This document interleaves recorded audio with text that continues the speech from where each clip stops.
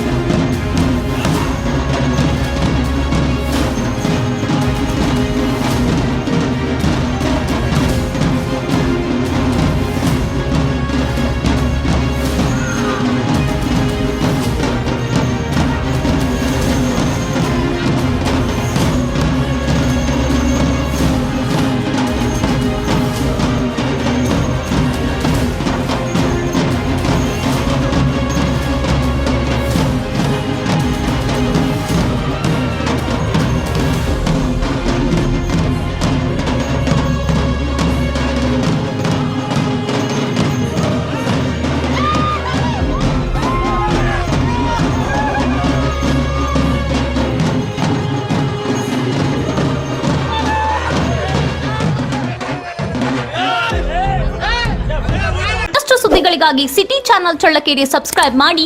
ನಮ್ಮ ಚಳ್ಳಕೆರೆ ಟಿವಿಯನ್ನು ಪ್ರತಿದಿನ ಸಂಜೆ 8 ಗಂಟೆಗೆ ವೀಕ್ಷಿಸಿ.